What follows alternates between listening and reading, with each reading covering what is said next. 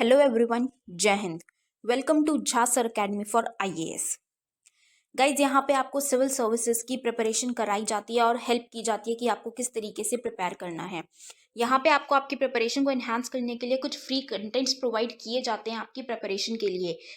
कहाँ पे आपको यूट्यूब प्लेलिस्ट में मिल जाएगा। आप यूट्यूब पे जब जाएंगे तो आपको वहाँ पे वेरियस प्लेलिस्ट अवेलेबल होंगी, जहाँ पे आपको जो डेली करंट अफेयर्स के लेक्चर्स अपलोड किए जाते हैं आपको उनकी प्रॉपर तरीके से प्लेलिस्ट अवेलेबल होगी। उसी के साथ साथ आपको मंथली प्लेलिस्ट भी मिलेगी करंट अफेयर्स की और ईयरली प्लेलिस्ट भी मिलेगी।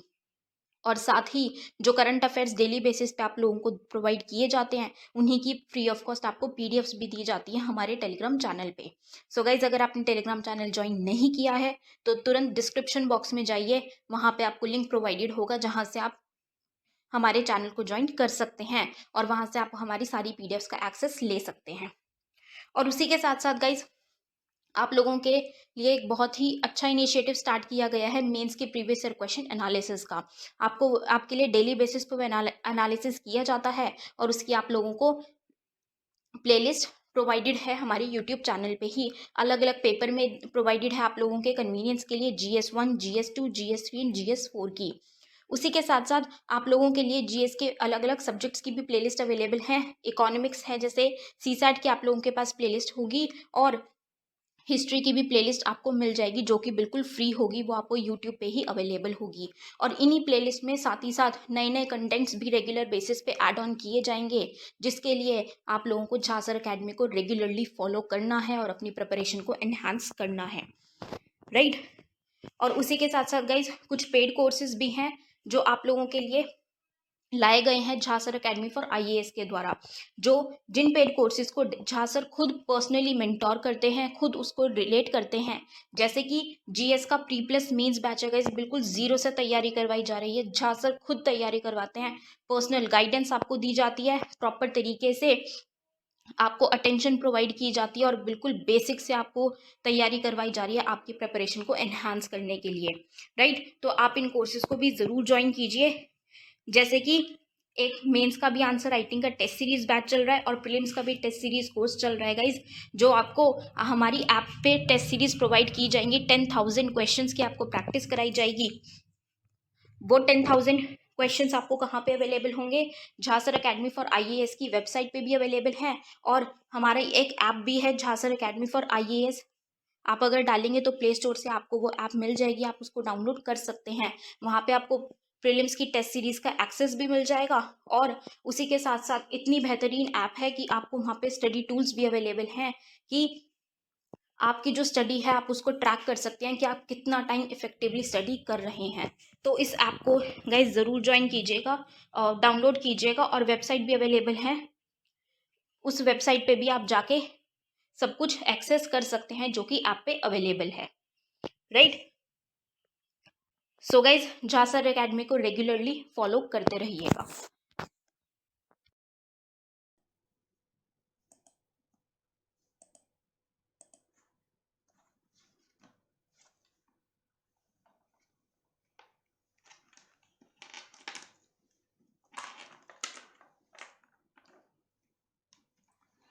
Good morning to all of you.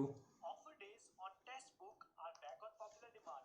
Get your yearly Testbook pass at rupees. Good morning to all of you. Good morning, Sneha ji. Good morning, Aman ji. Am I audible?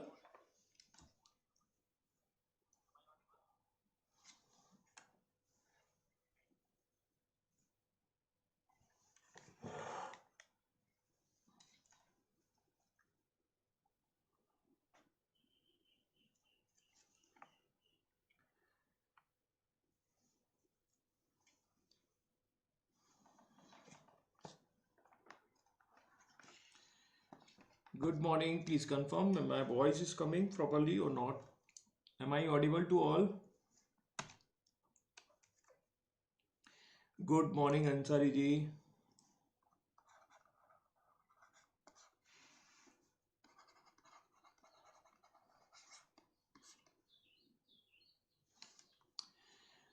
Okay, all right. Thank you for coming very early. मैंने आधा घंटे पहले आपको बुला लिया है सबसे पहले तो उसके लिए शुक्रिया। क्योंकि थोड़ा सा कल भी हम थोड़ा सा इसी समय पे मिलेंगे, और यदि इसमें कुछ दिक्कत होती तो हम इसको थोड़ा सा प्लस माइनस कर सकते हैं।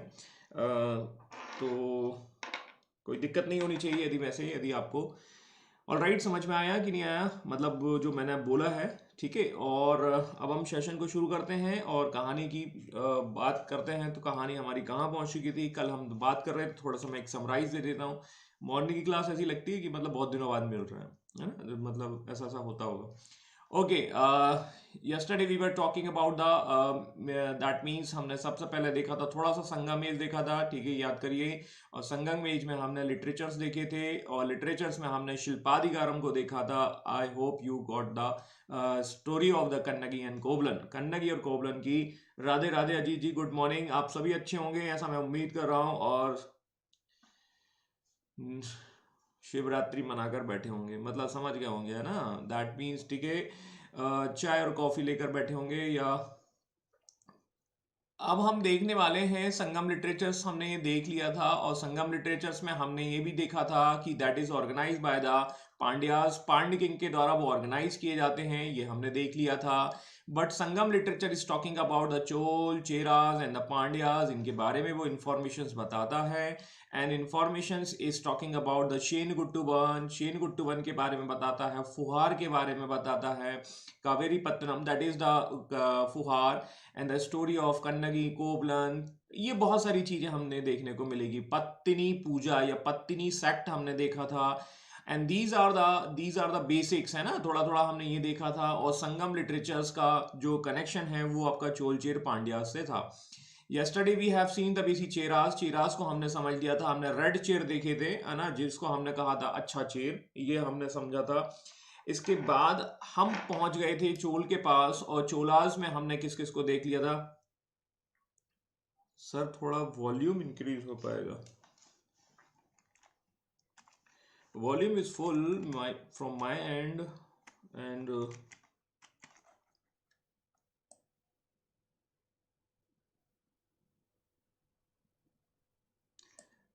Is this suitable for all of you? अभी ठीक है? कलाई वलक्करम, ठीक है। अमन Raj ji, very good morning. और थोड़ा सा हमने इसको भी डिस्कस किया था, और हमने ये देख लिया था। I think it's okay for Rakesh ji, अब ठीक होगा, बेटर होगा जो आपका साउंड। ओके, तो हमने कल ये सब चीजें देख ली थी, और हम मिडाइवल की ओर आपके देखने को मिल गए थे, ठीक है। और ये मैंने थोड़ा सा आपको बताया था कि थोड़ा सा मैं फास्ट तरीके से ले लेता हूं, क्योंकि कल क्या थोड़ा सा हमने देखा था, ये चोल एम्पायर के बारे में बात किया था, चोल मंडलम्स, ठीक है, हमने देखा था उनका area. Uraiyur, Uraiyur is very famous for the cotton, है ना, कॉटन के लिए काफी फेमस होता है। इसकी कैपिटल जो है Puhar, and that is going to verified by the Kaveri Pattanam, Kaveri Pattanam के रूप में होगा। और इनका जो एम्बलम होगा वो आपका देखने को मिलेगा सिंह या साइल, ठीक है। ओराइयोर दैट इज द फेमस, ठीक है, मैंने पीडीएफ भी भेज दिया है, आपको मिल गया होगा शायद, ठीक है, कंफर्म कर लेना, ठीक है। और ये ओराइयोर जो है वो आपका कॉटन के लिए फेमस होगा, करेक्ट है। एलारा के बारे में हमने देखा था, Elara is talking about that he is going to conquer the Sri Lanka, Sri Lanka पर विजय प्राप्त करते हैं। और श्रीलंका पर विजय प्राप्त करने के साथ साथ हम ये देखते हैं कि वो 50 वर्षों तक शासन करते हैं, ठीक है भाई, ओके, हमने देख लिया था। एलारा के बाद हमने करकल या करी कल को देखा था, और ये उसके फेमस रूलर्स थे, और ये जो है वो 2 अचीवमेंट्स के साथ आते हैं। मैंने आपको ये बताया था कि they are going to defeat the Cheras and the Pandyas, the joint army, और उसके अलावा श्रीलंका पर भी हमला कर लेते हैं। और ये जो आपका जो जॉइंट आर्मी है that is related to the Tanjore, ये तंजौर के पास वेनी का एक युद्ध होता है, एक वॉर होता है, उसमें ये उनकी पावर को डिफीट करते हैं, तो ये इसका अचीवमेंट हो जाता है। और इनके बारे में कहा जाता है he is going to founded the Puhar, Puhar हमने देखा था द कन्नगी कोवलन की स्टोरीज में। वेरी गुड मॉर्निंग बड़े भाई, ओके, ठीक है। और हमने ये देख लिया था कि जो है बड़े भाई, गुजराती में बड़े भाई को मोटा भाई बोला जाता है, तो मोटा भाई का आपका स्वागत है। तो फुहार की हमने स्थापना की थी, और यहाँ पर हम देखते हैं कि they are going to construct a dam, and this dam is approximately 160 kilometre, थोड़ा थोड़ा कुछ ज्यादा बड़ा नहीं लग रहा है, लेकिन फिर भी हम यहाँ देखेंगे दैट इज मेंशन्स, ठीक है। It was constructed by the 12,000 peoples slave, we can say that कि भाई कि जो लोग बंदी बनाए गए थे, या जो स्लेव बनाए गए थे, या दास बनाए गए थे श्रीलंका से, जो हमने जीते थे, उन्हीं से बनवाया था, ठीक है। चलो बनाओ सुबह सुबह उठकर, ठीक है ना। इसके बाद ये मेरे पीछे आपको देखने को मिल रहा है फुहार के बारे में मैंने लिखा हुआ है, हालांकि हम ऑलरेडी समझ चुके हैं तो कोई दिक्कत नहीं, that is the additional points, ठीक है। ये कराईकल के बाद की कहानी है।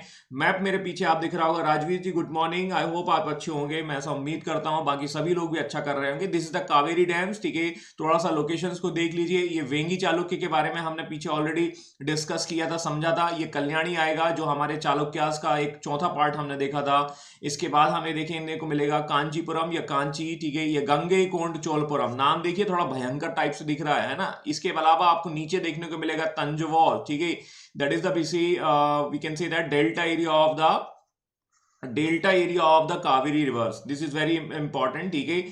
In for this is very important in terms of the agriculture, है ना। एग्रीकल्चर के पॉइंट ऑफ व्यू से काफी इंपॉर्टेंट लोकेशन होती है। और दक्षिण में ये वाला जो एरिया है, वैसे भी हम कह सकते हैं ये यहाँ पर आपका काफी अच्छा एग्रीकल्चर देखने को मिलता है। इसके अलावा हम देखने को मिलेगा Madurai, and Madurai is nothing but that is the capital of the Hardik Pandya. All right, समझ में आया।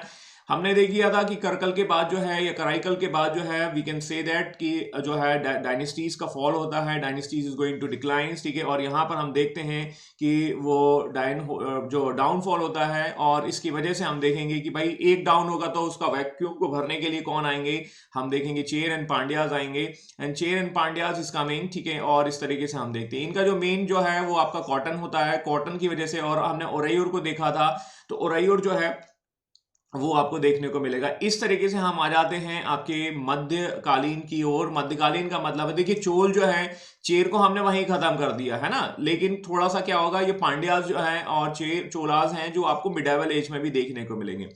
तो हम इनको इस सेक्शंस में एंशिएंट और मिडाइवल दोनों खत्म कर ले रहे हैं ना, थोड़ा सा वैसा आप समझने की कोशिश करेगा। 9th सेंचुरीज में हम देखते हैं कि एक पल्लवों में एक वैक्यूम देखने को मिलता है, और पल्लव का जो वैक्यूम है that was fulfilled by the Cholas, and Vijayalaya Chola is one of the very famous kings, ठीक है। ये हमने देख लिया था। विजयालय सामंत हुआ करते थे, ये मैं थोड़ा फास्ट ले रहा हूँ, यस्टरडे हमने देख लिया था। इसके बाद आदित्य आता है। आदित्य जो है वो क्या करता है, कंप्लीटली इंडिपेंडेंट हो जाता है। आदित्य मतलब सूर्य, सूर्य मतलब रवि। आप देख रहे होंगे आप अपने अपने क्षेत्र में सूरज अभी नहीं निकला है, तो यहाँ पर देखिए आदित्य चमकते हुए दिखाई दे रहे हैं, ठीक है। वी कैन से दैट, ठीक है।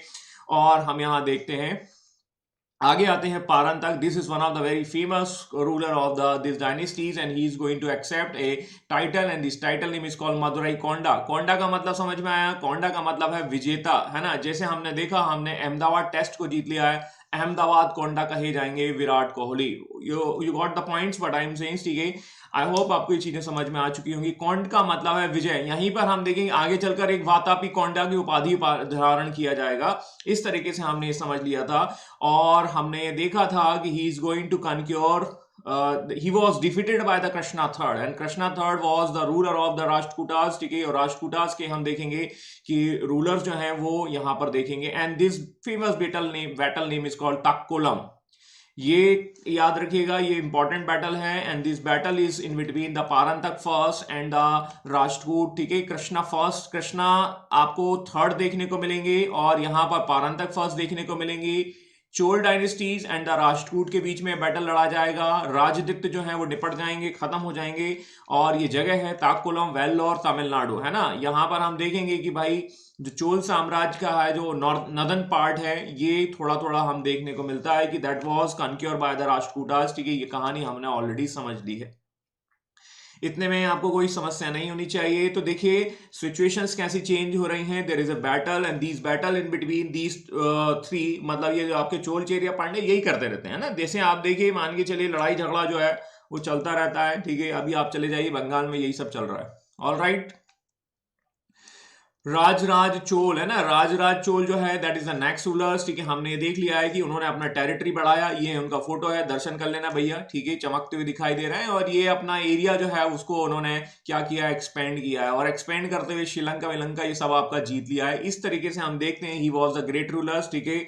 और ये ग्रेट रूलर जो है वो क्या कर रहा है, ये हमने देख लिया। राजराज चोल जो है, इनको अरुल मोझी भी कहा गया। This is the BC, we can say that another name of the Rajaraja Chola. Main बात है इनके द्वारा एक टेंपल का नाम निर्माण किया जाता है जिसका नाम है Brihadeshwara that is the very famous temple and it is made on the Dravida style. ये द्रविड़ स्टाइल का मंदिर है, राजराज चोल के द्वारा बनाया गया है और ये आपका यूनेस्को का टेंपल है, यूनेस्को की उसमें आता है। This is very famous temple, you need to remember, ठीक है। अब हम थोड़ा सा देख लेते हैं कि राजेंद्र चोल आते हैं। देखिए राजराज चोल आ गए, नेक्स्ट से आते हैं राजराज चोल, ठीक है, Rajendra Chola, sorry, there is a very little bit confusion in between these two names, ठीक है।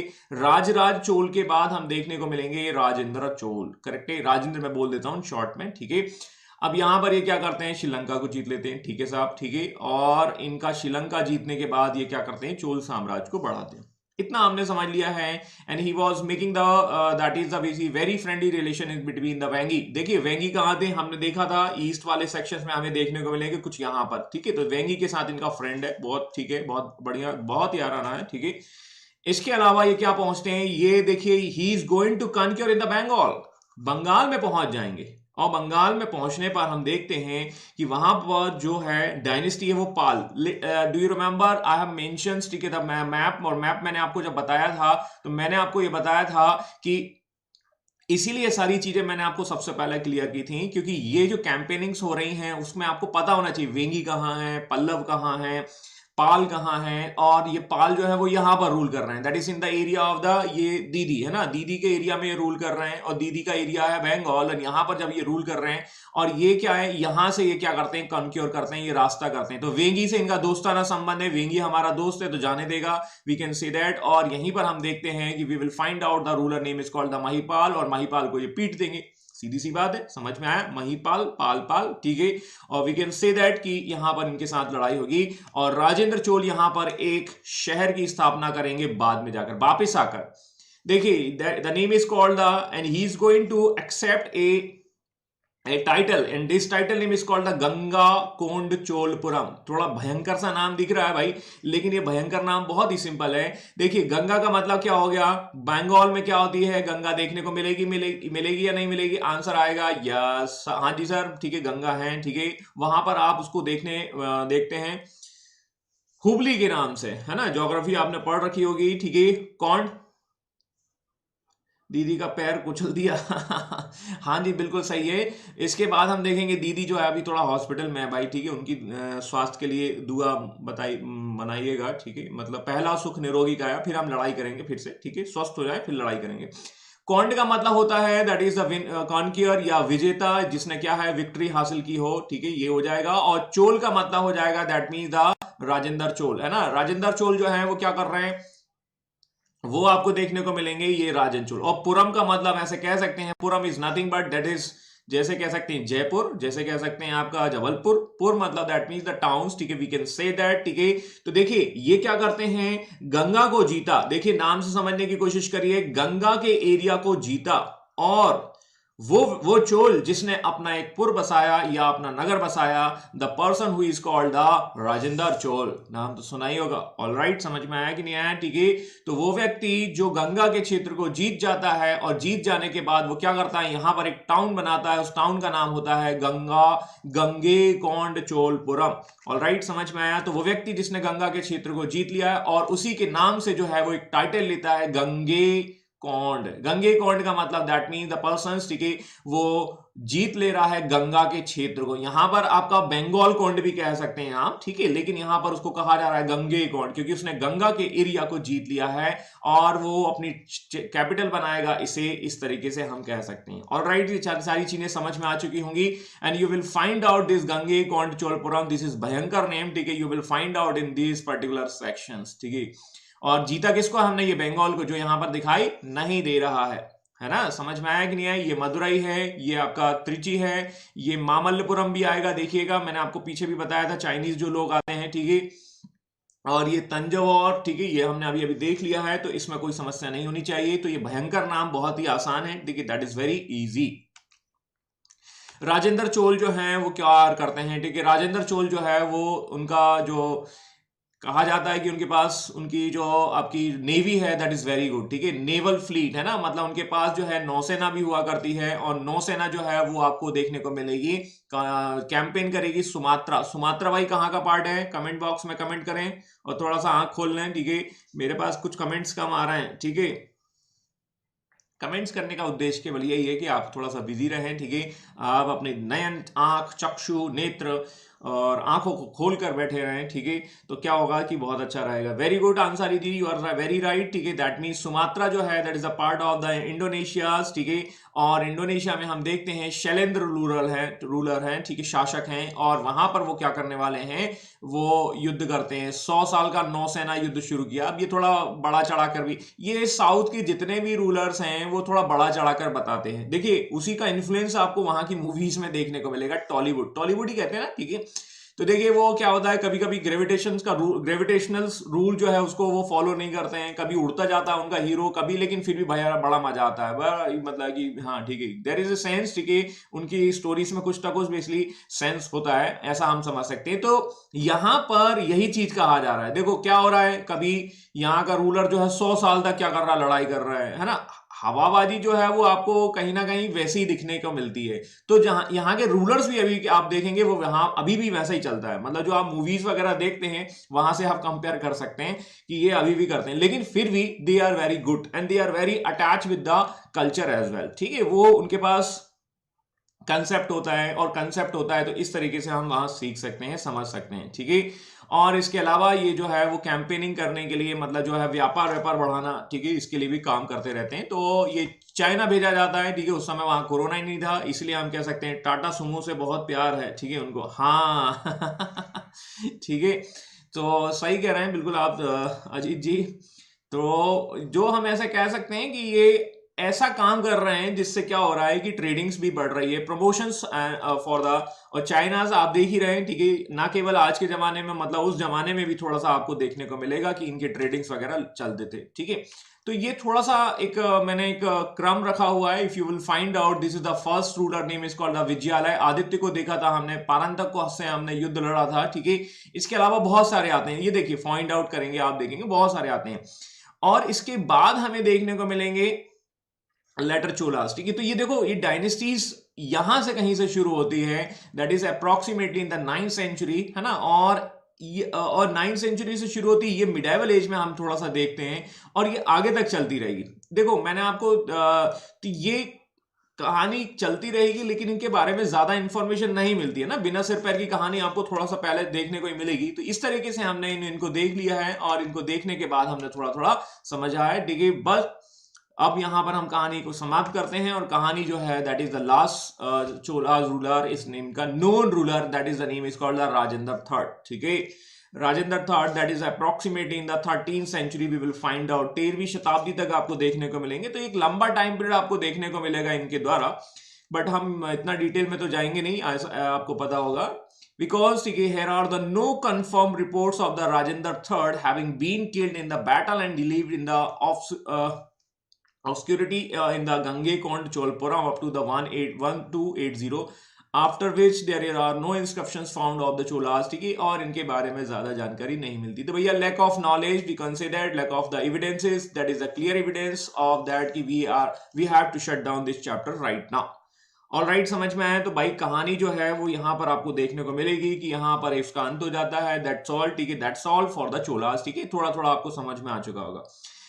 इसके बीच में मैंने आपको ये चैप्टर्स के बारे में बता दिया है, हम ये सारे चैप्टर्स जो है ऑलरेडी पढ़ चुके हैं। मैं आपको थोड़ा सा दोबारा बात बता देता हूं कि we are in this sections, ठीक है, the dawn of the history in the deep south. हम जो हैं वो कहीं ना कहीं इंग्लिश के 18 चैप्टर के आसपास हैं, और यहाँ पर 17th नंबर का चैप्टर है, सुदूर दक्षिण में इतिहास का उद्भव। ये सुदूर दक्षिण में इतिहास का उद्भव कौन है? चोल, चेरास और पांड्यास, और इनसे जुड़ा हुआ इनका संगम, नाम तो सुना ही होगा, ठीक है। इसके अलावा we have already cover this sections, ठीक है, हम ये भी सीधे आपकी कंप्लीट कर चुके हैं। देखिए ये हमने हर्ष देखा था, है ना, हर्ष के पहले हमने गुप्त देख लिया था। तो मैंने आपको अभी तक जो कवर किया है वो आपका नॉर्थ पहले कवर कर दिया है ना, ये नॉर्थ सेक्शन हमने पहले देख लिया। अब हम थोड़ा साउथ की ओर एंटर किए हैं, और साउथ की ओर एंटर करते हैं, तो हमने यहाँ चीजें देख ली हैं। ठीक है। इसके अलावा जब आप यहां पर आएंगे, you will find out in the darshan 24 development of the philosophy या development in philosophy, you will find out in the 25 sections, ठीक है। हालांकि ये फिलॉसफी का जो सेक्शन है that is related to the Gupta age, पर फिर भी मैं आपको थोड़ा सा बता दूंगा। और मैं आपको ये बता देना चाहता हूं कि ये दर्शन के जो आपको पीडीएफ हैं ये ऑलरेडी मैं आपको भेज चुका हूं। Do you remember? I have already shared the PDF related to the philosophy. और जब मैंने आपको वैदिक लिटरेचर्स आपको भेजे थे, और वैदिक लिटरेचर्स में मैंने आपको 2 पार्ट बताए थे, और वो वाला पार्ट जो है वो आपको देखने को मिल जाएगा वहां पर, ठीक है। तो वहां एक बार पढ़ लीजिएगा, यदि उसमें कोई समस्या होगी तो मैं बता दूंगा, बट मैं फिर भी ये वाला जो दर्शन वाला पार्ट है वो एक बार एक्सप्लेन जरूर करूंगा। नाउ एवरीथिंग इज क्लियर, सभी समझ में आ रहा है कि नहीं आ रहा? तो we are just close to the end of the ancient history. तो थोड़ा सा ये यहां पर आपको देखने मिलेगा, और जो बाकी जो बच रहे हैं, जैसे हम ये वाला जो है, तो मैं इसको एक समराइज में मैं आपको बता दूंगा, और इस तरीके से हमारा ये सेक्शंस ऑलमोस्ट एंड की ओर है। बट जो मेरे जैसे स्लाइड्स हैं या मेरी जो प्रक्रिया है, जो मेरा पढ़ाने का जो मैंने आपको बताया, मैं थोड़ा नॉर्थ को पहले बता देता हूं, फिर उसके बाद साउथ को समझने में आसानी होती है। तो वो प्रक्रिया में हम ऑलरेडी इंटर कर चुके हैं। तो यहां पर कोई बाउंडेशंस है नहीं है, पंछी नदियां न पवन के झोंके, है ना, कोई सरहद ना उनको रोके। तो हम इतिहास को एंशिएंट और मिडाइवल में नहीं बांट सकते, ठीक है। वो तो कब शुरू हो जाता हमें पता ही नहीं चलता।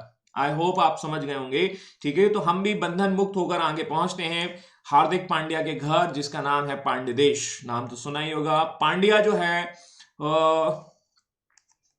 यहां देखने को मिलते हैं। पांड्य के बारे में सबसे पहले बताता है मेगास्थनीज। नाम तो सुना ही होगा। हु वाज द मेगास्थनीज भैया? मेगास्थनीज कौन था भैया? एक गाड़ी लेकर आ रहे थे, इनकी गाड़ी का नाम था इंडिका। इनकी एक गाड़ी का नाम था indica. Do you know Megasthenes? कहां मिले थे भाई मेगास्थनीज? थोड़ा सा बताएंगे जरा। Where did you find out indica? जो टाटा इंडिका है वो यहीं से आती है, ऐसा समझ लीजिए।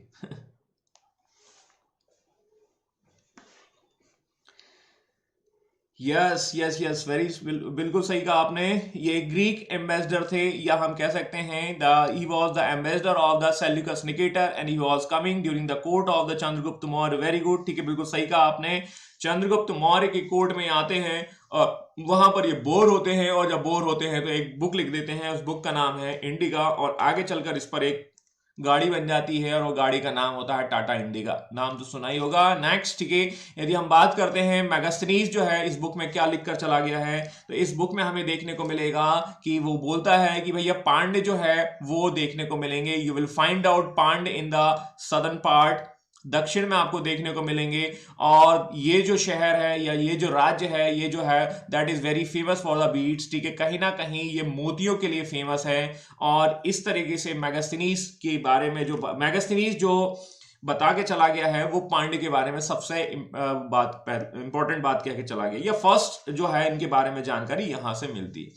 तो देखिए, मैं आपको पहले ही बताया है कि अशोक ने जो है इनके बारे में बताया है, और अशोक ने चोल, चे और पांड्यास के बारे में बताया है। लेकिन अशोक ने सत्तीपुत्र की भी बात की है, but this is verified, this is also verified, and it is very that means verified very early, बहुत पहले ही आपका वेरीफाई कर लिया गया था। लेकिन यहाँ सत्तीपुत्र के बारे में जानकारी नहीं मिलती। तो कभी कभी ये फेक भी चलता है, ठीक है, फेक इंफॉर्मेशन हो जाती है। कभी कभी क्या होता है, हिस्ट्री में कहीं ना कहीं कन्फ्लिक्ट्स देखने को मिलते हैं, और ये कन्फ्लिक्ट्स यहाँ पर क्लियर समझ में आ रहा है। I hope you got it my points what I am saying. See, this is the capital name, and this is the capital is called the Madurai.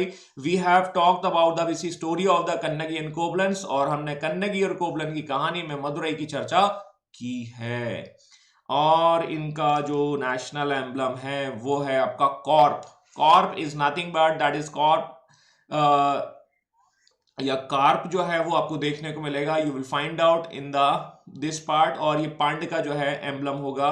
Carp एक प्रकार की एक मछली है, जो गोल्डन फिश टाइप से कह सकते हैं, ठीक है। तो ये इस तरीके से आपको देखने को मिलेगा। चेर में ये सारी चीजें इसलिए रखी हैं ताकि आपको इमेज देखते जाएं और थोड़ा बार बार रिवाइज होगा, तो क्या होगा कि ये आपको देखने को मिल जाएगा, ठीक है। ये हो गया है। They started around the 6th century BC, 6वीं शताब्दी बीसी से शुरू होते हैं और लगभग लगभग आपके 15th सेंचुरी एडी तक देखने को मिल जाएंगे। तो देखो इनका जो कनेक्शन, इनका लंबा चौड़ा इतिहास रहेगा, ठीक है। अब इतना लंबा चौड़ा तो हम नहीं जा सकते हैं, बट फिर भी we will find out the best, ठीक है, और थोड़ा सा जानने की कोशिश करेंगे। ऑलराइट, समझ में आ रहा नहीं आ रहा भाई, ठीक है, करेक्ट है ना। ये उनका एक एरिया है, तो ये थोड़ा सा आप देख लीजिए। मदुरई इज द कैपिटल, है ना। और यहाँ पर आपके तंजौर आपको देखने को मिलेंगे। ये है आपका ये मैप है, थोड़ा सा देख लीजिएगा। कलिंग यहाँ देखने को मिलेगा, बहुत सारी चीजें हैं यहाँ पर देखने। सत्यपुत्र यहाँ देखने को मिल रहा है ये, लेकिन वेरीफाई नहीं है भाई, है या नहीं है हम नहीं कह सकते, ठीक है। और ये आपका इनका मोटे तौर पर एरिया होता है पांड्य, ठीक है। तो अब यहाँ पर देखिए चोलास बोलेंगे भैया हमारा मैप कहाँ चला गया, तो थोड़ा सा आपको एडजस्ट करना होगा, ठीक है, समझना होगा। इसको मैं आपको आखिरी में समराइज करके बता दूंगा उनका एरिया, ठीक है। इसके अलावा पांड्य किंगडम्स के बारे में हम देखते हैं तो मार्को पोलो जो है वो भी इसके बारे में बताता है। 13th सेंचुरी के आसपास की बात है। Marco Polo landed in the Pandya empire और ये इम्प्रेस्ड बाय द वेल्थ, और वो बहुत ज्यादा प्रभावित होता है कि भैया यहाँ तो बहुत ज्यादा वहां आपको बहुत ज्यादा वो देखने को मिलेगा, कह सकते हैं समृद्धि, या कह सकते हैं संपत्ति या भव्यता, जो कुछ भी कह सकते हैं, वेल्थ और magnificence of the kings prince as well as the peoples, ठीक है। वहां के लोग बहुत समृद्ध हुआ करते हैं, बहुत ज्यादा आपके संपन्न हैं। जैसे आज की डेट में हम देखते हैं डेवलप्ड कंट्री, है ना, हम we are in developing phase, है ना, हम जो है विकसित देश नहीं है, हम विकासशील देश हैं। तो वहां से भी आप समझ सकते हैं। हमने यूरोप के बारे में सुना है, ठीक है, शायद आप में से कोई गया भी हो, ठीक है, तो वहां पर आप वहां से कनेक्ट करके देख सकते हैं, ठीक है। तो वहां से आप समझ के देख सकते हैं कि भाई वहां के लोग बहुत ज्यादा मतलब समृद्धशील होंगे, वहां बहुत ज्यादा तो रिच होंगे। इस तरीके से हम वहां से कनेक्ट करके समझ सकते हैं, ठीक है। तो ये मार्को पोलो हमें बता के जा रहा है 13th सेंचुरी में। मार्को पोलो को कहा जाता है दैट इज द पर्सन, ठीक है, he was going to start his journey from the Italy, है ना। ये वो राहुल गांधी के मामा के घर से आया था, ठीक है।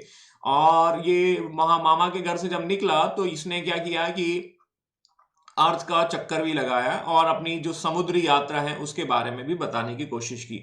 आगे चलकर इन्हीं से क्या है इन्फ्लुएंस होकर, इन्हीं से प्रभावित होकर क्या होंगे कि हमारे यहाँ जो है कई लोग जो हैं वो सी रूट्स पर निकल जाते हैं, समुद्र की यात्राएं करते हैं। और जब सी रूट्स पर निकलते हैं तो हमें यहाँ देखने को मिलता है, you will find out the renaissance. थोड़ा सा ये वर्ल्ड हिस्ट्री से कनेक्टेड है भाई, है ना, थोड़ा समझने की कोशिश करेगा।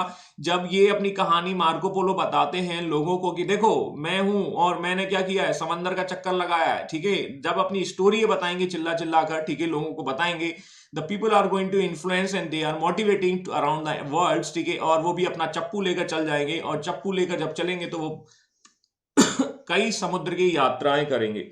और कई समुद्र की यात्राएं जब करेंगे तो हम यहाँ देखेंगे कि उनका इंपैक्ट आपको रेनेसां में देखने को मिलेगा। Got it my points what I am saying, ठीक, तो यहां पर आपको देखने को मिलेगा। इसके अलावा मैं आपको एक थोड़ा सा ध्यान आपकी ओर लेके जाना चाहता हूं। आपने शायद एक मूवी देखी होगी साउथ में, रुद्रम देवी या रुद्रमा देवी, ठीक है, रुद्रमा देवी, है ना। और रुद्रमा देवी जो है वो एक काकती डायनेस्टी से रिलेटेड क्या एक मूवी बनाई गई थी साउथ में, और that was around the Baahubali. जब बाहुबली मूवी आई थी उस समय ये मूवी बनाई गई थी, लेकिन बाहुबली का इतना ज्यादा बहुत ज्यादा आपको देखने को मिलेगा ग्लैमरस, या कह सकते हैं उसका एडवर्टाइजमेंट, ठीक है, बहुत ज्यादा फेमस हो गया था। इसकी वजह से ये जो रुद्रमा देवी वाली मूवी है वो आपकी ज्यादा देखने को नहीं मिली थी। That is the women kings, very good, you are right Rajiv ji. और रुद्रम देवी की जो कहानी शुरू होती है वो कहानी मूवी में आप देखेंगे तो you will find out the Marco Polo. Marco Polo ही ये कहानी सुनाता है, और ये कहानी जब सुनाता है तो वहीं से इसकी स्टोरी शुरू होती है। तो ये जस्ट मैंने केवल समझाने के लिए बताया है ना, मतलब एक कनेक्शन के जोड़ने के बाद मार्को पोलो यही बताता है कि भैया दक्षिण में क्या है, एक वहां की एक वुमेन किंग है और रुद्रमा देवी, उसके बारे में स्टोरी बताई गई है। And this story is describe by the Marco पोलो। तो आप समझ सकते हैं कि मार्को पोलो जो कहानी बता रहा है वो इस तरीके से देखने को मिलता है। The first known king is the नोडियन, है ना। ये जानकारी इनके बारे में ज्यादा नहीं मिलती है, बट फिर भी मैंने जो है जो नोन है उनके बारे में रखने की कोशिश की है। और ये आपको थोड़ा एनसीईआरटी में नहीं मिलेगा, बट फिर भी हम थोड़ा थोड़ा इनके बारे में देख लेते हैं, है ना, ठीक है। दैट इज द बेसी नेडियन या नोडियन, ये इनके फर्स्ट नोन किंग होते हैं पांड्यास, ठीक है। Is going to started the worship of the sea, sea मतलब समंदर, क्योंकि समंदर ही इनका देवता होता है, ऐसा हम समझ सकते हैं, ठीक है। इसके बाद आता है Nedunjeliyans. Nedunjeliyan first that is around in the BC, आपको 180 एडी के आसपास मिलेंगे। ये पांड्य का महान राजा होता है। जी भाई साहब, हम इसीलिए यहाँ पर हम आपको पढ़ रहे हैं, ठीक है भाई। महान नहीं होगा तो हम नहीं पढ़ेंगे, सीधी सी बात है, ठीक है। इनके बारे में कहा जाता है कि that means his name is mention in the Silappatikaram. If you have remember the story of the Kannagi and Kovalans, ठीक है, डू बैक, ठीक है, एंड वॉच इट अगेन, ठीक है। और वहां पर आप देखिए, मैंने आपको नेडुजेलियन की चर्चा की थी। यदि देखिए कन्नगी और कोबलन जो है वो क्या करते हैं, initially they are living in the Puhar और later on they are going to shifted in the Madurai. और उस समय मदुरई का किंग कौन होता है, नेडुजेलियंस। अरे इसी की पत्नी जो है, इसी की पत्नी की जो है वो पायल हो गई थी, और इसी ने अपने सिपाहियों को लगा रखा था कि भैया जाओ ढूंढ कर लाओ, नहीं तो शाम को खाना ना मिलेगा। ये वही किंग है, गौर से देख लीजिए, ये वही किंग है जो जिसको शाम को खाना ना मिलने के चक्कर में इसने सिपाहियों की क्लास लगा दी थी, और सिपाहियों की जब क्लास लगा दी थी तो इसी की वजह से वो घटना देखने को मिलेगी। यस, बिल्कुल सही कहा, ठीक है। तो we will find out this is the kings related to the Pandyas, ठीक है। And we will find out the जो इंसिडेंट हुआ था कन्नगी और कोबलिन वाला, ठीक है। तो वहां से आप कनेक्ट करके देख सकते हैं। I hope you are going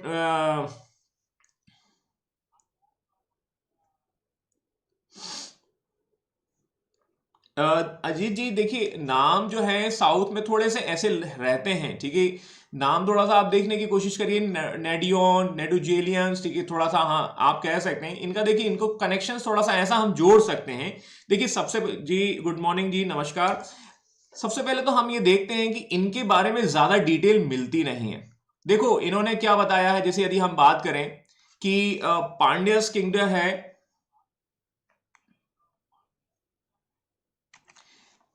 Pandya के जो किंगडम्स हैं वो कहीं ना कहीं संगम लिटरेचर जो है वो आपको करवा रहे हैं, ठीक है। लेकिन आप देखेंगे संगम लिटरेचर्स तो करा रहे हैं, लेकिन इनके बारे में ज्यादा डिटेल हमें देखने को मिलती नहीं। बिकॉज हम देखेंगे एक ही है क्या, like Vaniya Naidu and the Kannada name है वनिया नायडू। नहीं, ये आई थिंक अलग अलग होंगे। लेकिन ये आप जो बोल रहे हैं वो कौन सा बोल रहे हैं, थोड़ा मुझे सर ये दोनों एक ही है, दोनों दोनों कौन, थोड़ा सा मेरे को वो क्लियर करें। क्वेश्चंस में वो दोनों नेम कौन से हैं उनको थोड़ा सा क्लियर करें, देन उसके बाद हम थोड़ा डिस्कस करते हैं। देखिए पहली बात तो ये है कि इनके बारे में ज्यादा इंफॉर्मेशन मिलती नहीं है, ठीक है। यदि हम देखें इंस्क्रिप्शन अशोक का मिलता है तो ऐसा इंस्क्रिप्शन इनके बारे में देखने को नहीं मिलता। दूसरा हम देखते हैं संगम लिटरेचर। संगम लिटरेचर जो है वो हमारे पास बहुत ही लिमिटेड है।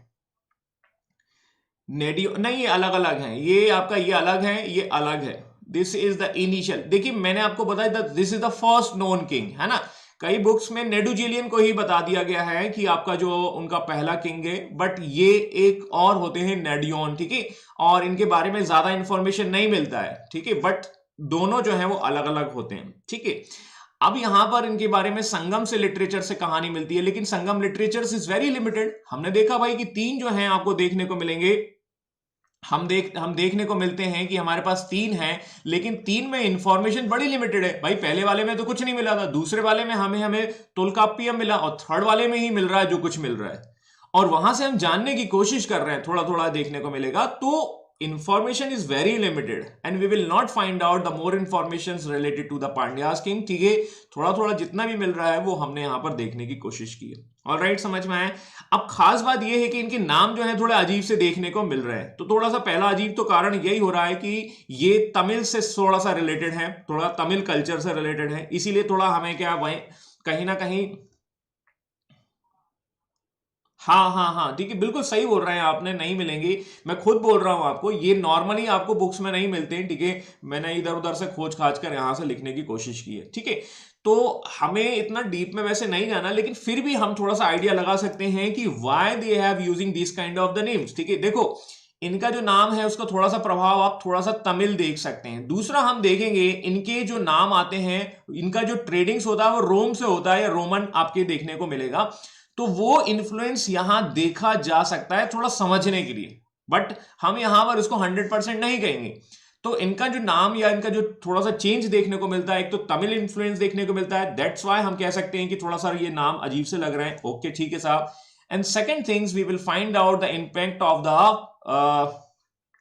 ऑफ द ट्रेडिंग्स, और ट्रेडिंग्स के व्यापार के कारण हम यहां थोड़ा थोड़ा समझ सकते हैं। अब देखिए ये आप क्यों कह रहे हैं, ये वाला जो दूसरा मैंने आपको बताया ट्रेडिंग्स का, देखो मैं आपको आगे देखने को आपको एक बताऊंगा, एक रूलर आएगा दिल्ली सल्तनत में, एक एग्जांपल के थ्रू समझाने की कोशिश करता हूं। We will find out the Balban in the Delhi सल्तनत। दिल्ली सल्तनत में बलबन को हम देखेंगे, और जब बलबन आएगा तो बलबन क्या करता है, वो पर्शियन कम्युनिटीज या फारसी समुदाय से काफी ज्यादा देखने इन्फ्लुएंस होगा, और वो क्या कर देगा, अपने अपने बेटों के नाम तो नहीं रख पाता, लेकिन वो क्या करता है कि अपने पोतों के नाम जो है वो वहां पर रख देता, Kaikubad and the Kaimurs. And Kaikubad and Kaimurs that is not similar like names, ठीक है, that is present in the Indian society. Indian society के हिसाब से देखने को नहीं मिलते हैं। तो ये प्रभाव कहां से आ रहा है, उसका इन्फ्लुएंस जो है वो बाहर से आ रहा है, और इस इन्फ्लुएंस के आधार पर हम समझ सकते हैं कि he was much influenced by this, ठीक। तो नाम भी कई बार आपको चेंज देखने को मिलेंगे। इसके अलावा देखो एक और एग्जांपल नाम का मैं आपको बताता हूं। देखिए हमने देखा था Kujula Kadphises, do you remember Kujula Kadphises, किस डायनेस्टी से देखने को मिलता है, Kujula Kadphises, that is related to the आपका कुषाण। अब नाम लग रहा है कैसा, जैसे हम देखेंगे मंचूरियन है, या कह सकते हैं नूडल टाइप से नाम लग रहा है। ऑफ कोर्स ठीक है, ये तुर्किस्तान वाले जो एरिया है वहां से आपको देखने को मिलेंगे कुजुल कटफिसस। लेकिन जब इंडिया के जब इन्फ्लुएंस में आते हैं, और इंडिया के इन्फ्लुएंस में आते हैं, तो they will change the name, is called the Kanishka. और कनिष्क आप देखने को मिलेगा कि भाई ये थोड़ा इंडियन नाम आपको देखने को मिलता है। और देखिए जब कनिष्क के और आगे रूलर देखने को मिलेंगे, you will find out the Vasudeva. तो इनिशियली ऐसा इन्फ्लुएंस हो सकता है, but later on they are going to convert the names according to the Indian cultures, ये हम देखने को मिलेंगे। तो ये कारण है मिक्स कल्चर का, या कह सकते हैं दो संस्कृतियों का मिलन, या दो व्यापार का मिलन भी हम कह सकते हैं। मेरी बात समझ में आई नहीं आई, ठीक है, ये प्रभाव ऐसा हो सकता है, इस तरीके से हम ऐसा समझ सकते हैं, ताकि क्या है कि वो चीजें देखने को मिल जाएंगी। तो कनिष्क का नाम आप थोड़ा सा देखने को मिलता है कि भाई हाँ विदेशी भी है, इंडियंस भी है, लेकिन ये तो प्योर आ जाएगा, करेक्ट है। और यहां तो ये कुजुल कटफिसस तो हमें समझ में ही नहीं आ रहा भाई ये है क्या क्या नहीं है, ठीक है। तो कहीं ना कहीं हम ऐसा कह सकते हैं कि व्यापार, ट्रेडिंग्स, कल्चर, इन सब का प्रभाव देखने की वजह से नोडियन जो है, या इनके नाम जो है थोड़े से आपको अजीब अजीब से देखने को मिल रहे हैं। I hope this point is very very clear, and we have already discussed Nedugelians that is mentioned in the Shilpadikaram and the incident of the Koblan and Kannagi, correct है, ये चीज हम देख चुके हैं। इनके बारे में क्या कहा जाता है, he was the contemporary of the Shenuguttu one, and who was the Shenuguttu one? Shenuguttu one that mean the red chair, ये लाल कलर वाले थे भैया, ये आपको पता ही होगा। और ये लाल कलर वाले चेर जो हैं वो चेर डायनेस्टी से रिलेटेड है, ठीक है साहब। इनके बारे में हम देखते हैं कि ये क्या कर रहे हैं कि एक युद्ध लड़ रहे हैं, और इस युद्ध का नाम है आपको तलैया लगा नुमा। ये देखिए जगह के नाम थोड़े अजीब अजीब से देखने को मिलेंगे। तो तलैया नाम की एक जगह है, वहां पर आप कह सकते हैं युद्ध लड़ रहे हैं, और यहां पर ये क्या करते हैं, चोर और चेर को एक साथ हरा देते हैं। We can say that we have already seen, ठीक है, चोर चेर पांड्या आपस में लड़ते रहते हैं, और लड़ते हैं तो क्या होता है, कभी ये जीते कभी वो हारे, ये थोड़ा थोड़ा आपको देखना पड़ेगा, समझना पड़ेगा, ठीक है। तो this is the achievement of the Nedunjeliyans, ठीक है, और ये उनका अचीवमेंट होता है। ज्यादा इंफॉर्मेशन आपको एनसीईआरटी में भी नहीं देखने को मिलेगा इनके बारे में, ठीक है। तो बस इतना ही हमें थोड़ा समझना है। आगे चलकर क्या होता है, मैंने आपको बताया है कि पांड्या जो है वो 15 सेंचुरी तक आसपास रहते हैं, लेकिन इसको वेरीफाई कैसे करें, how we are going to verify this statement, ठीक है। तो थोड़ा सा मैं उसको समझाने की कोशिश करता हूं आपको कि कैसे रहते हैं। देखिए तो थोड़ा सा ऐसा समझने की कोशिश करते हैं कि दिल्ली सल्तनत में हमें एक रूलर देखने को मिलेंगे, नाम है अलाउद्दीन खिलजी। अलाउद्दीन खिलजी की जो साउथ की कैंपेन होती है, उसका जो हेड होता है वो होता है मलिक काफूर। मलिक काफूर बेटा कहाँ हो, बोला पानी पूरी पी रहे हैं।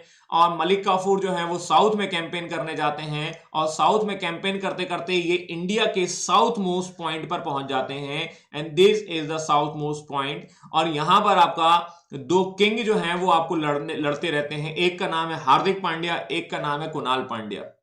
एक्चुअली पांड्या के दो रूलर होते हैं, एक का नाम है सुंदर पांड्या, एक का नाम है वीर पांड्या, है ना, Kunal Pandya brothers, we can say that, and these Pandya brothers are fighting for the power. ये कब की बात होती है? ये तब की बात है जब मलिक काफूर यहां पर आएगा। मेरी बात समझ में आई कि नहीं आई? And he was getting lots of gold from here, यहां से उसे बहुत सारा सोना मिलता है, मलिक काफूर के समय की घटना है। तो मोटे तौर पर पांड्यास हैं, ये हमें समझ में आएगा जब हम देखेंगे कब? दिल्ली सल्तनत को। ठीक है, तो थोड़ा थोड़ा ये हमने समझने की कोशिश की है। And these are the two brothers, they are fightings, and the Sundara and the Veera Pandyas. थोड़ा सा ये आप समझ लीजिए। The Pandyas rule starting declining from the early 14th centuries, ठीक है, when disputing arise between the जो आपके रूलर्स हैं उनके बीच में लड़ाई झगड़ा होता है, और ये सत्ता के लिए लड़ाई होती है। भैया सत्ता है ही बुरी चीज, ठीक है, भाई को भाई से और बेटे को बाप से जो है वो लड़ा देती है। और हमने कई उदाहरण देखे हैं, और कई उदाहरण को हमने किस तरीके से समझा है, नाम तो सुना ही होगा, the name is called the Ajatashatru. पप्पा को मार दिया था, याद करो। और मैंने आपको बताया था देवकी नंदन जी, है ना, ये भी आपको समझ सकते हैं, ठीक है। तो सत्ता की लड़ाई है जिसकी वजह से क्या होता है कि सैफ अली खान भी है ना अपने पप्पा को मार देता है, कहानी तो आपने सुनी होगी।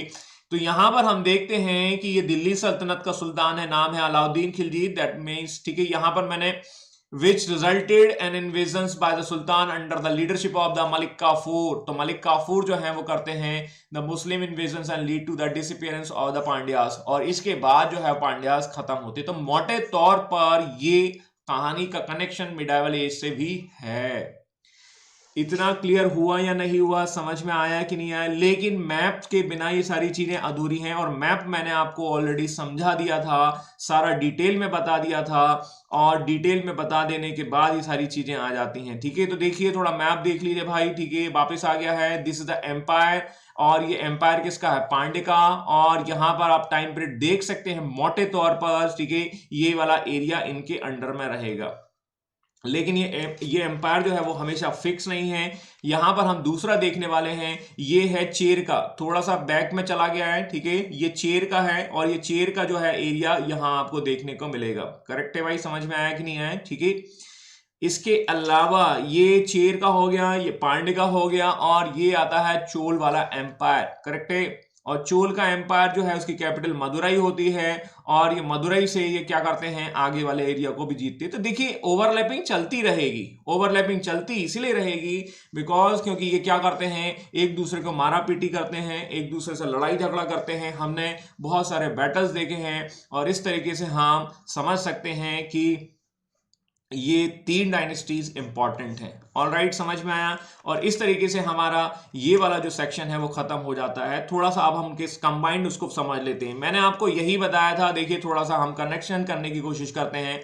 और यहां पर हमने देखा था आर्यन कल्चर देखा था, और ये आर्यन कल्चर कहां डेवलप हो रहा है? नॉर्थ वाले पार्ट में, लेकिन इस वाले भाग को हमने बोला था दक्षिणावर्त। और इस आर्यन कल्चर को लाने का जो श्रेय जाता है वो कहा जाता है अगस्त ऋषि को या अगस्त मॉन्क को। ठीक है, तो जब आर्यन कल्चर यहां आएगा, इसी के साथ साथ 1000 BC में जब आयरन की इन्वेंशन होती है, तो आयरन भी क्या होता है, साउथ में आ जाएगा, यहां भी आयरन आएगा। ठीक है, सीधी सी बात है। आयरन आया तो आयरन की वजह से एग्रीकल्चर जो है वो अप हुआ, और एग्रीकल्चर अप हुआ तो क्या होगा, पैसा आएगा, मनी आएगा। ठीक है, और मनी आएगा तो हम कह सकते हैं इकोनॉमिक कंडीशन अच्छी होंगी, और इकोनॉमिक कंडीशन अच्छी होंगी तो एम्पायर का भी एक्सपेंशन देखने को मिलेगा। ठीक है, और ये एम्पायर के एक्सपेंशन को हम 3 भाग में देखते हैं, चोल, चेरास एंड पांड्यास, पल्लव, वल्लभ। ठीक है, बहुत सारे देखने को मिलेंगे। इतनी चीज हमें समझ में आ चुकी है। इसके अलावा जब हम देखते हैं, जब यहां से आपको लोग आते हैं और यहां से आते हैं तो रिलीजन्स भी आता है, और रिलीजन्स आते हैं तो हम यहां देखेंगे कि वैदिक रिलीजन आएगा। ठीक है, जैसा हमने देखा था आर्यन कल्चर को लाने वाले कौन है, अगस्त हैं, और वो वैदिक नाम की चीज को साउथ में लेकर जाएंगे। अब वैदिक चीज लेकर आएंगे, इसी के साथ साथ वैदिक रिलीजन से हमें 2 धर्म और देखने को मिलते हैं, 2 आइडियोलॉजीज और देखने को मिलती हैं। और ये आइडियोलॉजीज कौन सी हैं? याद करिए, वैष्णव है और एक शैव है।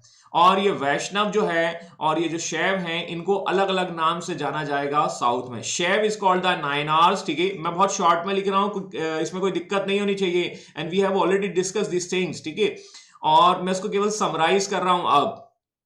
और यहां पर हमें नायनार देखने को मिलेंगे। वैष्णव इज कॉल्ड द अलवार्स, ठीक है। और ये अलवार और नायनार जो हैं अलग अलग नाम से जाने जाते हैं साउथ में, लेकिन ये हैं क्या, ये वैष्णव हैं अलवार्स, ठीक है। शैव जो हैं वो आपके नायनार्स हैं, बस सिंपल सी वही बात है। नॉर्थ में इसे छोला भटूरा कहा जाएगा, ठीक है, खाने की चीज है, और साउथ में इसे इडली सांभर कहा जाएगा, ठीक है, ऐसा हम समझ सकते हैं। नॉर्थ में आप देखेंगे ऑयली भोजन ज्यादा देखने को मिलता है, और यहां पर हमें देखने मिलता है, ठीक है, यहां पर थोड़ा ऑयल्स का कम यूज किया जाता है। तो कंसेप्ट वही है, ठीक है, बस उसका अलग अलग सेक्शंस हमें देखने को मिलता है। तो जब ये रिलीजन्स आएंगे तो आप देखेंगे कि कल्चर में चेंजेस देखने को मिलेगा कि नहीं मिला, या कह सकते हैं कल्चर जो है वो थोड़े से चेंज भी हो जाएंगे। ट्रेडिशनल जो है वो आपकी चीजें हैं जो वो कई बार छूट जाती हैं, और वो आपकी दूसरा नया कल्चर डेवलप हो जाता है। तो यहां पर बहुत सारे चेंजेस देखने को मिलेंगे, करेक्ट है। इसके अलावा हम देखते हैं यहां के जो किंगडम है चोल, चेर और Pandyas, they are involving in the port trade, है ना। ट्रेडिंग्स तो हो रही है वो, लेकिन पोर्ट ट्रेडिंग्स हो रही है। सर वैसे भी भूख लग रही है, और आपके एग्जाम पर जी जी, मैं जनरली क्या है आसपास की एग्जांपल लेता हूँ, खाने पीने की चीजें जल्दी याद आ जाती हैं। एक क्लास में मैं ऐसे ही पढ़ा रहा था, तो एक बच्ची बोलती है कि सर ये आप ना समोसा की बात मत किया करो, भूख लगाती है। तो ये आज आपने भी कह ही दिया है, ठीक है। और राजवीर जी देखते हैं कि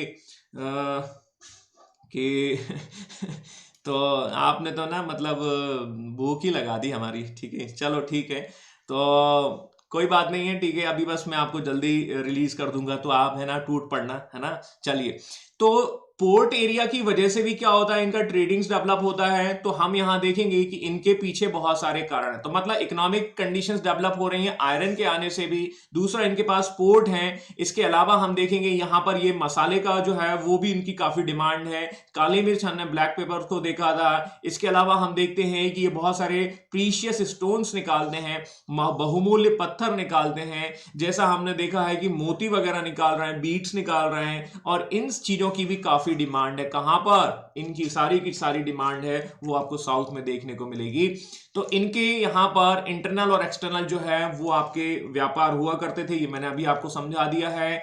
इसके अलावा यहां पर ये टैक्स वसूला करते थे, this is called the transportation tax, we can say that it's a kind of the चुंगी, है ना भैया, भैया टैक्स लगेगा, है ना, दैट मीन्स, ठीक है। तो वो टैक्स यहां पर वसूला जाता था, और टैक्स वसूला जाता था तो सरकार जो है वो क्या करती थी, जो किंग हैं वो क्या करते थे, मॉनिटरिंग करते थे ट्रेडर्स की सेफ्टी के लिए।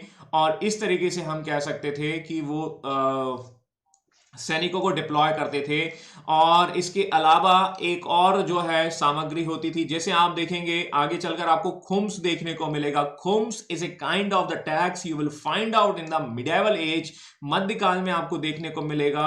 और उसमें जो है वो उसका लूट का हिस्सा जो है सरकार भी रखती है, गवर्नमेंट भी रखती है, सिमिलर लाइक द टैक्स, ठीक है, वही वैसे ही यहां पर जो है उसको यहां पर सरकार जो है या गवर्नमेंट जो है वो उसको अपना आय का हिस्सा मानती है, लेकिन इसका नाम नहीं मिलता यहां पर। खुम्स जो है आपको मिडाइवल एज में दिल्ली सल्तनत में देखने को मिलेगा, लेकिन हम समझ सकते हैं और उसको जान सकते हैं। इसके अलावा जो आय की जो कर है या जो रियल वो है वो आपका एग्रीकल्चर ही होता है। देखिए इंडस्ट्रियल फेज जब तक नहीं आता है तब तक जो है इनकम जो है वो कृषि से ही होगी, ठीक है। और आज की डेट में हम देखते हैं कि हमारा कृषि जो है वो डाउन हो रहा है, ठीक है। तो थोड़ा सा समझने की बात है, ठीक है, जिसकी वजह से इतना डेवलपमेंट हुआ है वही आपको देखने को खत्म होने को मिलता है। तो हमारा बेसिक्स हमसे कहीं ना कहीं छूटता जा रहा है। तो agriculture is very very important and we can find out the situations of the agriculture in today scenario. तो हमारे यहाँ थोड़ा थोड़ा ये चीजें देखने को मिलती है। कितना कर वसूला जाता था इसके बारे में कोई भी दैट मीन्स, ठीक है, क्लियरिटी नहीं है कि कितना दर वसूला जाता था। जैसा हमने देखा था 1/4 to 1/6 in the Mauryan dynasties, ठीक है। अब ये एग्रीकल्चर कहां हुआ करता था, और एग्रीकल्चर हमें देखने को को मिलता है the area of the Kaveri delta, that is very very fertile area. And basically कह सकते हैं, ऐसा कहा जाता था, ऐसी कहावत होती थी कि जो एलिफेंट जितनी जगह में बैठता है, एलिफेंट मान के चलिए इस जगह बैठ गया और इतनी जगह पर एग्रीकल्चर होता था तो 7 लोगों का भोजन मिल जाता था, खाना मिल जाता था, ऐसा कहा जाता था। तो this is very very fertile area and this area is called I think इसे दक्षिण भारत की को टोकरी भी कहा जाता है। आज ये ज्योग्राफी में आप शायद पढ़ते हैं, तो ज्योग्राफी में आप देखते हैं कि this is very important area for in terms of the paddy, या कह सकते हैं धान के लिए काफी फेमस है, क्योंकि धान की जो खेती होती है, धान we can say that rice, ठीक है, और ये हम देखेंगे रागी है ना, शुगर केन, टर्मरिक और black peppers and the fruits, ये कुछ फसलें हैं जिनका उत्पादन किया जाता है। तो देखिए यदि पैडी की हम बात करते हैं तो पैडी का जो पौधा होता है उसे वो कुछ इस तरीके से होता है, लेकिन उसे क्या होना चाहिए, पानी से पूरा अंदर होना चाहिए। ये कुछ इस तरीके से आपको देखने को मिलेगा। ये जो पौधा है उसको पानी से नमी, मॉइस्चर बना होना चाहिए। मॉइस्चर तभी होता है जब हम देखते हैं कि आपको डेल्टा वाले एरिया में देखने को मिलेगा। तो ये एक बेनिफिशियल होता है कावेरी वाला एरिया, और यहां पर काफी ज्यादा प्रोडक्शन आज भी देखने को मिलेगा। वो बात अलग है कि भैया अब एग्रीकल्चर ज्यादा लोग पसंद नहीं करते हैं, ठीक है, लेकिन क्या है, ठीक है, आज की डेट में क्या करते हैं, आज की डेट में हम देखेंगे इंडस्ट्रीज डेवलपमेंट देखते हैं, इंडस्ट्रियल रिवॉल्यूशंस देखते हैं, और बहुत सारी चीजें बनाई जाती हैं। क्या बनाया जाता है, देखिए आपका, देखिए क्लॉथ्स बनाए जाते हैं, ठीक है, इंडस्ट्रीज में क्या बनाई जाती है, पॉलीथीन बनाई जाती है, ठीक है, क्या बनाया जाता है, ठीक है, बहुत सारी ऐसी ऐसी चीजें बनाई जाती हैं। लेकिन ये एक चीज बताइए कि क्या पॉलीथीन को खाओगे, क्या कपड़ा को खाओगे, क्या खाना तो क्या है, ठीक है, फूड ही खाना होगा, और फूड कहां से आएगा, एग्रीकल्चर से ही आएगा। तो हम कहीं ना कहीं जो है हमारा जो इंडस्ट्रीज इज इंपॉर्टेंट, बट उससे ज्यादा इंपॉर्टेंट आई थिंक फूड होगा। आगे चलकर पता नहीं क्या होगा, ठीक है, जानवर तो पन्नी खाने लगे हैं, जानवर तो है पॉलीथीन खाने लगे हैं, इंसान भी आगे चलकर शायद पॉलीथीन खाने लगे, ठीक है। तो इडली सांभर जो है आज मिले तो खा लेना, ठीक है, लेकिन उसको याद करना, ठीक है, समझना कि भाई आगे चलकर क्या हो सकता है। तो इंसान ही इंसान से लड़ रहा है, ठीक है, और लेकिन अब लड़ाई हो रही है, और देख रहे हो कहानी किस तरीके से पहुंच चुकी है। आगे भविष्य ऐसा ही होगा, तो थोड़ा सा समझने की कोशिश करिएगा। रिस्पेक्ट योर फूड, ठीक है ना, रिस्पेक्ट करें अपने फूड की। हम देखिए हमारी जो जर्नी है, मतलब ना केवल हमारी प्रिपरेशन से बल्कि हमें एक अच्छा इंसान भी बनाती। तो ये सारी चीजें जो है वो हमें सिखाती हैं, समझाती हैं कि we must respect our food, we must respect our elders, ठीक है, और ये सारी चीजें हमें देखने को मिलेंगी, ठीक है। तो आगे बढ़ जाते हैं। हाँ बिल्कुल सही कहा, ठीक है, आगे बिल्कुल यही होगा आगे चल के, ठीक है। कृषि जो है उससे टैक्स आया है, एग्रीकल्चर से टैक्स आया है, तो हमने ये ऑलरेडी समझ लिया है कि राजा जो है बड़ी सेना रखते हैं।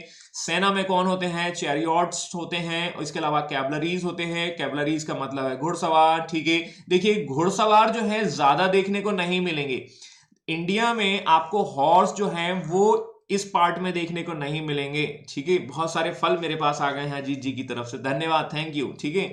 और यहां पर हमें देखने को मिलेंगे पैदल सिपाही, जो हम कह सकते हैं। तो इंडिया के इस वाले भाग में आपको क्या देखने को मिलेंगे, एलिफेंट्स। मोटे तौर पर आप यहां देखते हैं केरला वेरला तरफ आप देखते हैं कि भाई एलिफेंट्स देखने को मिलेगा, लेकिन हॉर्स जो है वो आपको देखने को नहीं मिलेगा। बट ये हमें कहां से आते थे, हमें ये मिलते थे अरब के द्वारा, और अरब के द्वारा जब हमें मिलते थे तो हम वहां से देखते हैं कि हमारे पास जो ट्रेडिंग्स हुआ करती थी पोर्ट्स के द्वारा होता था, तो ये हमें पोर्ट के द्वारा मिल जाते थे, ऐसा हम समझ सकते हैं। तो ये पोर्ट एरिया से ट्रेंड होता था। और मैंने आपको ऑलरेडी बताया हुआ है हॉर्स लैटिट्यूड, है ना, मतलब मैंने नहीं बताया है लेकिन मैंने आपसे चर्चा जरूर की है। ज्योग्राफी में आपको एक हॉर्स लैटिट्यूड देखने को मिलता है, और ये हॉर्स लैटिट्यूड जो है वो आपको देखने को मिलेगा ज्योग्राफी में। तो उसका जो नॉमेनक्लेचर आया हुआ है, उसका जो नामकरण आया, वो इसी वजह से आया है, वहां से भी आप समझ सकते हैं, ठीक है।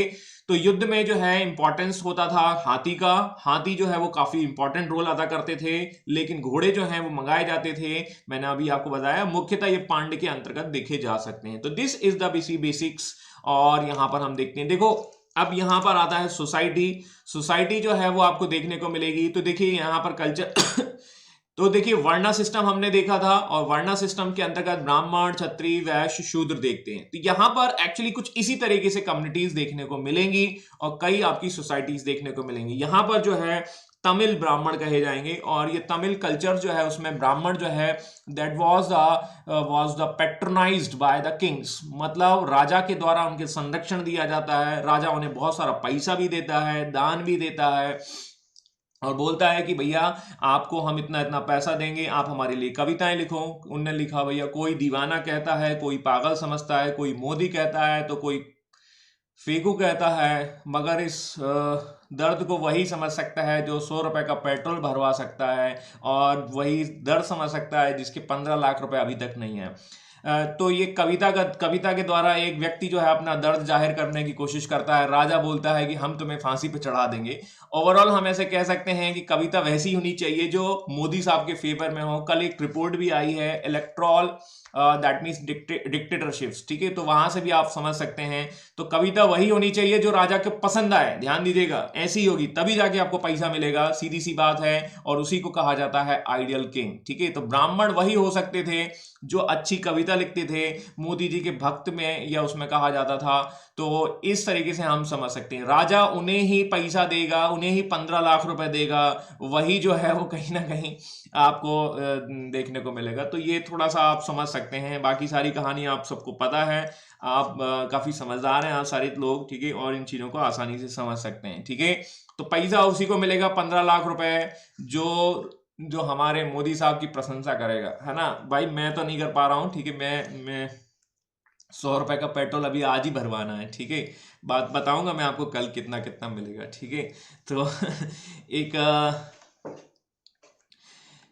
बाकी आप समझ सकते हैं ये ब्राह्मणों को एक प्रिविलेज भी दिया गया था, they can also consume the meat, है ना। मतलब हम कह सकते हैं कि भैया नॉनवेज भी खा सकते हैं, और नॉनवेज अकेला नहीं खाया जाता, उसके साथ सोमरस भी होता है ना। तो सोमरस, ठीक है, also the taking care by the that means consume by the Brahmans, ठीक है। तो यहाँ आज भी देख सकते हैं ये सारी चीजें, ठीक है। हमारा एक मित्र था और वो मित्र जो है बोलता था कि भैया कि आई डोंट लाइक नॉनवेज, मैं नॉनवेज नहीं खाता, बट देशभक्ति भी है जो बीजेपी के बारे में करेगा डिक्टेटरशिप, ठीक है। हाँ भाई ये भी है, ठीक है। तो ये सब आप समझते हैं, ठीक है, बाकी आपको बताने की जरूरत नहीं है। तो हमारा एक मित्र था, वो कहता था कि भाई नॉनवेज नहीं खाता हूँ, लेकिन मैं जो है सोमरस जरूर खाऊंगा या पीऊंगा, सॉरी। तो ये है वैसे ही है, ठीक है। तो एंड और वो ब्राह्मण कम्युनिटी से आते हैं, तो ये चलता रहता है, ठीक है। तो ये आप समझ सकते हैं। तो आज की डेट में भाई जो खाना खाओ, जो पीना पियो, ठीक है, ये सिद्धांत होना चाहिए, ये आपका कल्चर होना चाहिए।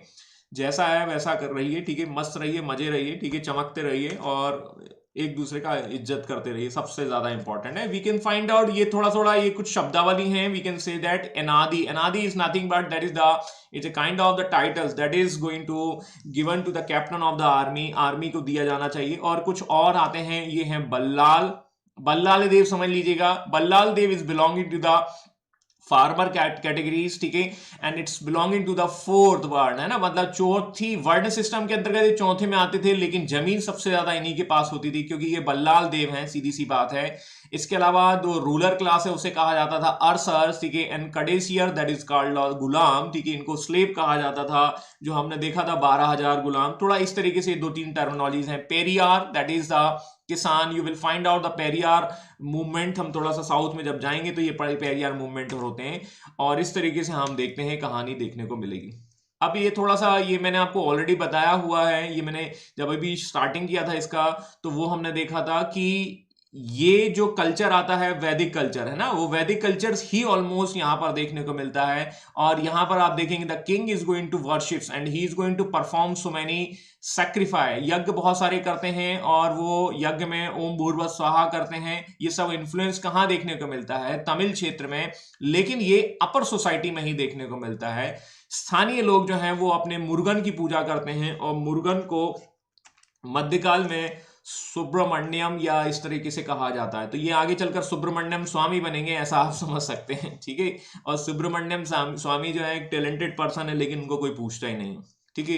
तो ये समय की मांग है, ठीक है। आज की यहाँ देखिए मिडाइवल एज में मुर्गन को पूजा जा रहा है, लेकिन आज की डेट में सुब्रमण्यम को जो है वो बंद किया जाता है। सुब्रमण्यम स्वामी के बारे में मैं पढ़ रहा था, and he was that means chief economist, है ना, मतलब एक वो इकोनॉमिस्ट हैं और वो टैलेंटेड हैं, और लेकिन उनका टैलेंट का उपयोग नहीं किया जा रहा है। शायद उन्होंने ये कहा था कि यदि मैं मतलब फाइनेंस मिनिस्टर बन गया तो मैं इनकम टैक्स बंद कर दूंगा, ऐसा ऐसा। तो मैं तो बहुत खुश हो गया था, मैंने बोला बहुत अच्छा काम किया हो, ठीक है। तो सुब्रमण्यम स्वामी की जय हो, ठीक है।